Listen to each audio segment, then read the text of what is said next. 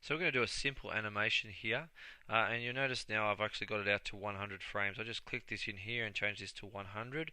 That's going to basically be a fairly quick animation, and our animation sort of frame rate is somewhere down here. Um, Not quite sure what it is, but it's going to be pretty quick for that. I think it's about 24 frames a second. I'm not quite sure. So basically, we've got a pretty quick animation that's going to happen here in 100 frames. Go any more than 100 frames, it's going to take too long. The other thing we're going to do straight away, just going to click into this box here, click onto this item here, and I'm going to turn off transparency and mirror. It's going to take too long for me, from my point of view, to do this. You can leave yours on. Just remember that when you start rendering, it's going to take quite a while. So basically, let's look at how we're going to do this. First things first, I'm going to change my view to top, and I'm going to look at my camera. The camera is what I'm looking at, so I'm going to select the camera. Next thing I'm going to do is going to press this little button here, this little red button, which automatically turns keyframing on. And now I'm going to grab my camera and I'm going to move it. You notice that this changes color slightly down here. That's important. I'm going to rotate my camera now. Don't have to constrain the portions because I'm looking down from the top. It only rotates on the Z. Now if I actually go view and view through the camera now, you'll see that I'm a bit too close. I need to step back a bit. So I'm going to go view back to top, and I'm going to grab the camera, scroll out a bit, grab the camera in the Y direction and just move it right out. Go view, camera. That's pretty good. Just going to rotate the camera in the Z direction by pressing Z, just so I'm happy with what I'm seeing on my framing of my picture. Okay. I'm going to move out to the 50 frame mark, which is halfway. It should have left behind a yellow marker here. That's a keyframe. So now I'm at frame 50. I'm going to go view, top. I'm going to grab the camera now. I'm going to move it out to about there. I'm going to rotate it and look at the frames there. Then just go into the view of the camera. So that's pretty good. Just go rotate and on the Z angle just a little bit there. Quite happy with that now. Now I'm going to go out to the 100 frame mark now. View top. I'm going to grab the camera again, move it out about here. I'm going to rotate it around the Z angle, point it to there. View through the camera. Check all your angles. I'm going to grab that and go Z just a little.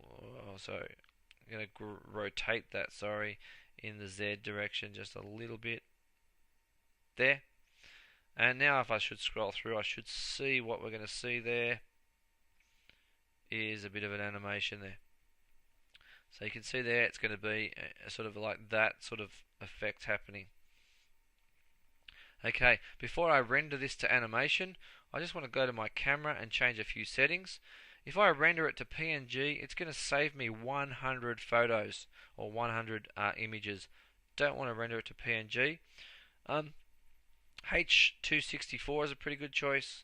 So is QuickTime. I'm going to choose H.264 to begin with, just to see how that goes. I'm going to look at some of the encoding settings. It's encoded at AVI. It looks pretty good there. So now I should be able to render. Before I render, let's just see what the image is going to take. So that image is going to take approximately 4.5 seconds to render. So multiply that by 100. You've got 400 seconds. That's quite a while. So I'm going to basically do this, stop the movie, and then we'll see how it goes at the other end. So render animation, and off it goes. Starts with the first frame, takes about 4 seconds to do that, then goes to the next frame. You can see there that it's only making minor changes, so it's actually going to be pretty quick, but still taking about 4 seconds per frame. So there you go, I've come back now, it's all done. Just had a couple of biscuits and we'll get back into it now. Okay, so now that it's rendered, I can go play rendered animation. This for some reason pops up behind, but there it is. So it's a relatively nice sort of animation. Not that, I wouldn't expect to see something that poor on Pixar, but you can still see that animation as effect. And that scene took maybe 10 minutes to sort of render on this particular computer. 15 minutes on a slightly slower computer, but that's pretty good. Now, if we actually close that out, we should also see that that rendered file should be back in pictures. Sorry, not pictures, on the desktop actually. In my renders folder, there should be an AVI file. There it is.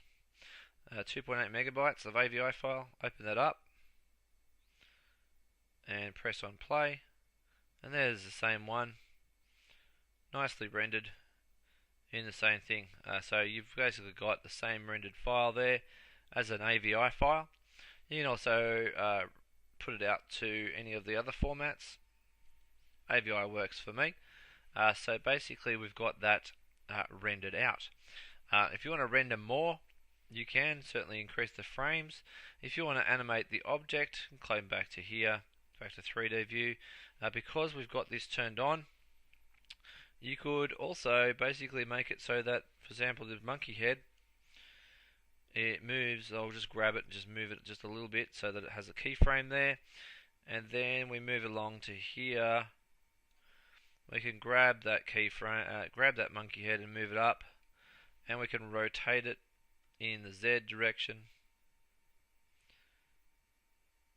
like that. And while your camera's moving, it will sort of raise itself up, which is sort of scary. Or you don't have to move the camera, you can just move that object, up to you.